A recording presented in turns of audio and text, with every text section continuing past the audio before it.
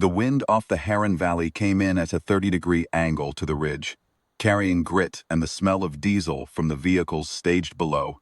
And it was in that wind, that specific uncooperative, 40-kilometer-per-hour crosswind, that Colonel Brace chose to make his point. I had been embedded with the combined element at Efab Keswick for 11 days. I had my press credential, my field notebook, and enough good sense to stay out of the way during operational planning. What I did not have was any basis for what I was about to witness. Neither did the 30 operators packed into the stone and timber briefing shelter that afternoon, though several of them would have argued otherwise. She was standing near the far wall when Brace walked in. Her name was on no roster I had been shown. The men around me had referred to her, when they referred to her at all, as the observer, a word that carried the full weight of their opinion. She was lean, composed, maybe 35, plate carrier, worn smooth at the shoulders, and a bolt-action rifle leaning against the wall behind her. She had been on the ridge that morning running wind reads. Nobody had asked her to. Nobody had told her not to. This was the kind of officer who filled a room with his certainty before he opened his mouth. He ran his after-action with the systematic efficiency of a man who had never once been wrong about personnel. He covered the grid sectors, the X-field timing, the radio redundancy. Then he came to the back wall, and he reached past her and picked up her rifle. He held it above his head the way a man holds up evidence. "This," he said, "is what happens when public affairs sends us a tourist with a camera and a borrowed rifle." He turned the weapon slowly so the room could see the optics, the suppressor, the worn and reworn stock wrap. Somebody tell me why this is in my briefing shelter and not in a transit case on a helicopter going somewhere else. Nobody spoke. I did not speak. The rifle rotated in his hands. She watched him hold it, and her expression did not change.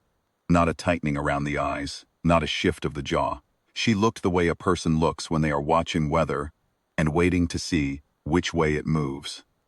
He set the rifle on the table in front of her, in her hands. A statement, not a return. "I want it and its owner off my ridge by 1800, he said, and moved on to the next item. I wrote nothing in my notebook. There was nothing I knew how to write.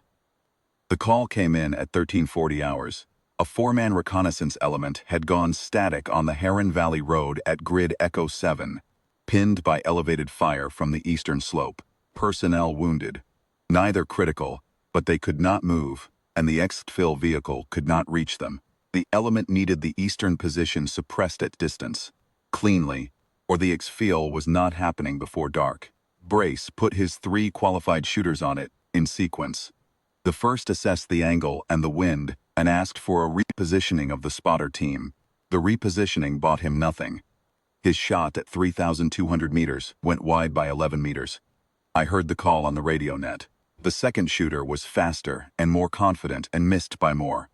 The third lay behind the glass for 4 minutes, called the wind twice, declined the shot.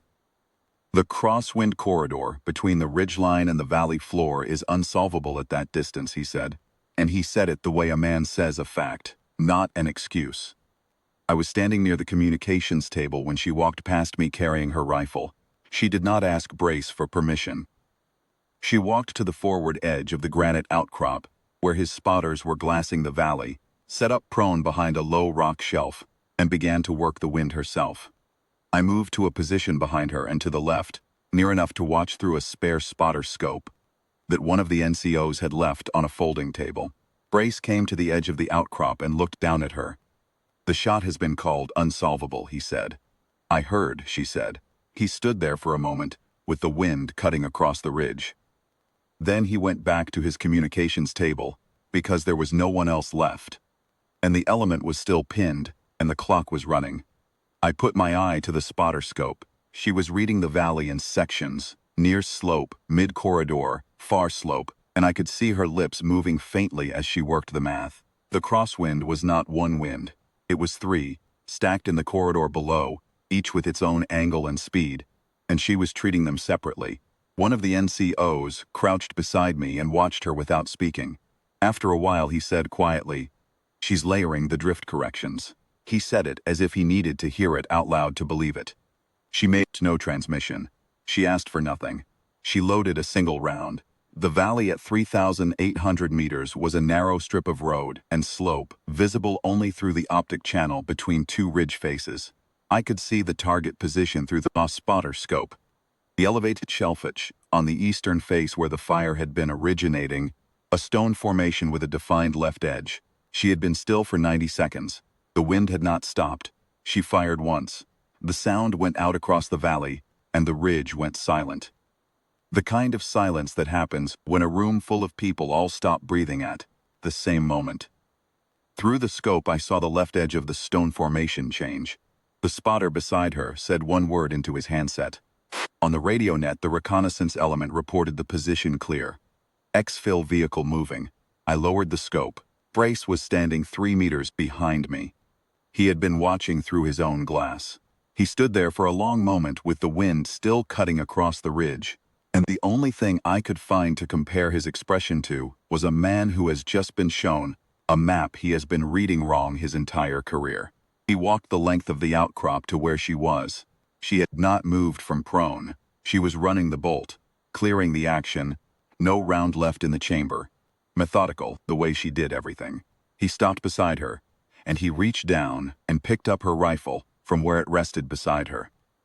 I thought for one moment that he was going to do it again. He set it down carefully in front of her hands, on the rock, in reach. Then he straightened, and he came to attention. It was not a performance. There was no formation watching, no commander above him present, no audience to speak of. Only his NCOs on the ridge and an embedded correspondent, with a notebook, who had not written a word in the last 40 minutes. He held it for 3 seconds. The wind came across the ridge the same as it always had. She rose from prone, slung the rifle, and walked back toward the staging area without a word. He did not call after her. He did not explain himself to his NCOs. He turned and went back to the radio table, and his voice on the net was exactly what it had always been. Flat, precise, professional. And the only difference was that he never once, for the remainder of the embed, referred to her as anything other than her call sign. I looked it up that evening in the Element's operational annex, the one I'd been given partial access to as a condition of the embed. Most of it was redacted. But the call sign was there on the cover page of an attached document, besides a classification block I did not have clearance to open. Slate 9. That was all I needed to know. That was all any of them had needed. The valley had already said the rest.